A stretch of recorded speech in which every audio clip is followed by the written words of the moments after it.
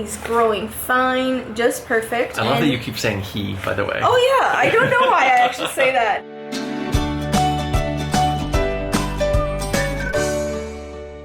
Hi guys! Hi guys! So we're back with another update for you. You read the title of this video correctly.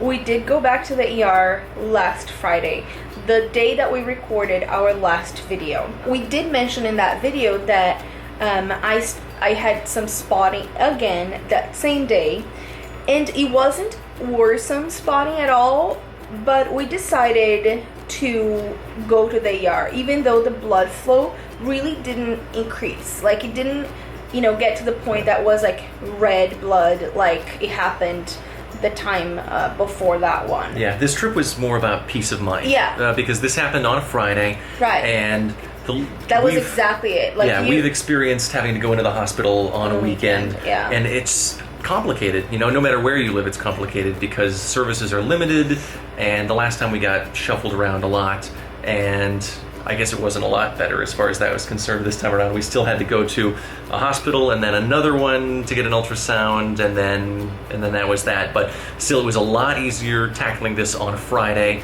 and I think it made us feel better because the last thing I wanted was for the two of us, and especially Priscilla, to be worrying all through the weekend, and then for us to maybe it would get worse, you know? Yeah. Maybe the bleeding would get worse, and we then didn't know. We'd find ourselves back in there on Yeah. a Sunday, and it would be tricky. So right, and that was your idea even, to go to the hospital, because I was still like, at that point I was like, well, there isn't bleeding, it's just spotting, you know, and it was already turning brown. But Ryan had the brilliant idea of going to the emergency room for peace of mind, like you said, and also because it was a weekday still, so we would have the opportunity to go and not have to worry about, is there a doctor there, is there, you know, like, and wait on the weekend because services are just limited. Yeah, and we're fortunate it's covered by our insurance also. So we just thought, I mean, it's a good idea. It's going to make us feel better also. Yeah. And it definitely was the right thing to do. Agreed. It was a good visit. So we went to the same hospital as the last time because they have an OBGYN 24 hours in the emergency room.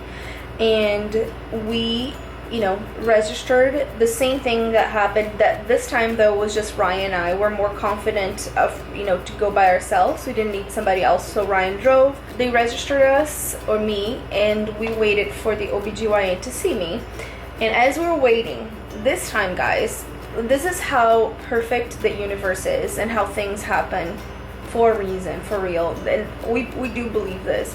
If you recall on our last update, I was in a desperate state that time, and this time I wasn't, because I wasn't really bleeding. I had it all under control.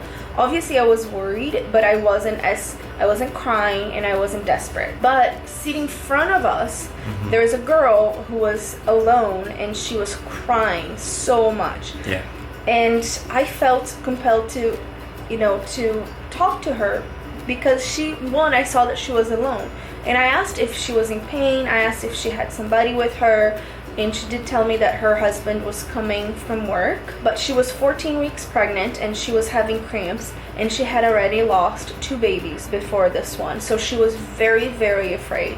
And she and I had a conversation. And, you know, and then I just let her know that she wasn't alone because we were there. If she needed anything, we were there. That she could, you know, count on us in that moment, because I was more in the right state of mind. I was able to comfort another woman who was perhaps in not a so great state of mind. Incredible how everything can change in a week, right? Last week you were a flood of tears, right? And somebody else was there for you, for me, and so.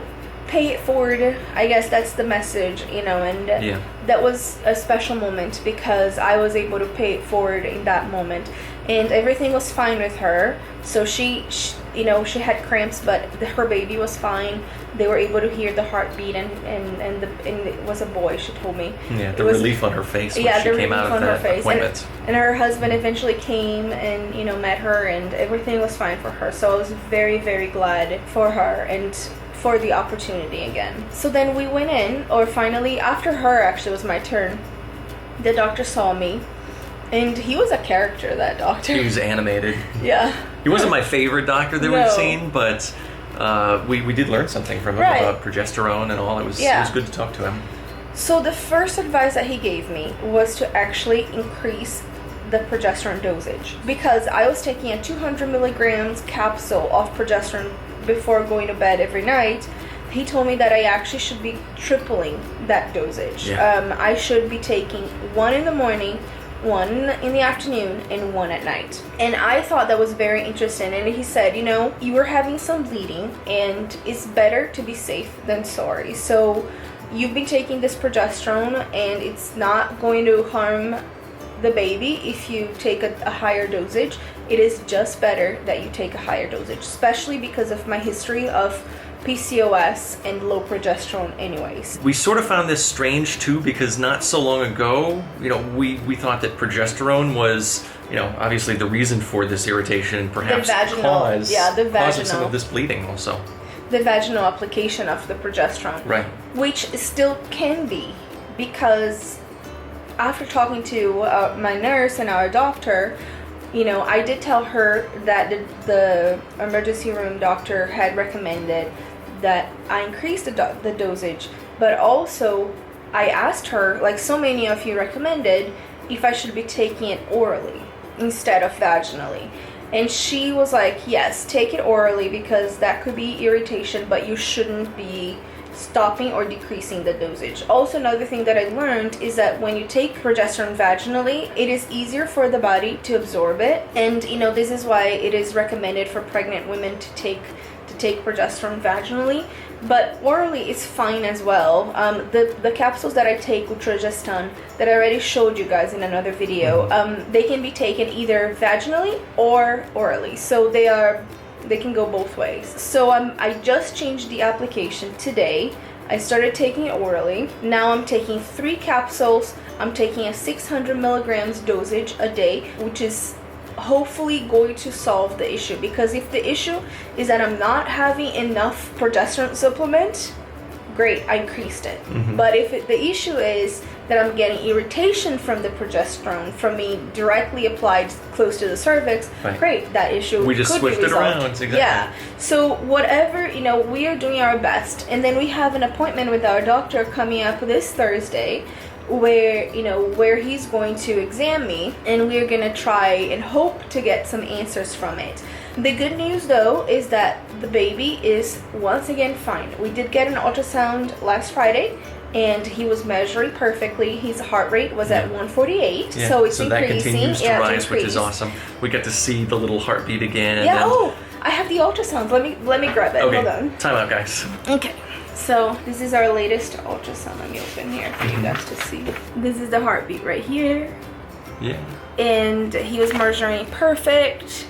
He's growing fine, just perfect. I love that you keep saying he, by the way. Oh yeah, I don't know why I actually say that. That is funny. Yeah. So everything is fine, and this was taken last Friday. We couldn't be happier that everything is fine.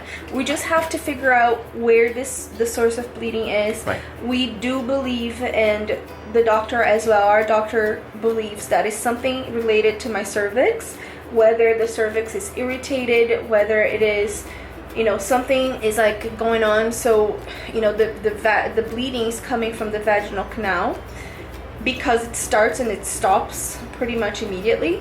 But we're gonna get an exam again on Thursday, right, to make sure where it's from and what is happening. And as soon as we have more updates, we're going to share them with you. Yeah, definitely. At the exam or at the meeting with our doctor, he should let us know what our next ultrasound is. Yeah. Whether it's at the end of this week or early next week. But yeah, we're excited to have more to share. And it feels good coming out of this last emergency room trip to have had that peace of mind, and then to see this new set of results, to know that the little one is growing and that everything we think is on the right track. Yeah, feels good. Absolutely. So guys, thanks for watching this video. If you enjoyed it, give it a big thumbs up and leave another lovely comment. We cannot thank you enough for all of your support throughout this process. And subscribe if you have not already, and we'll see you guys back again at our next video. Bye. Bye. I'll stay here for as long as I can.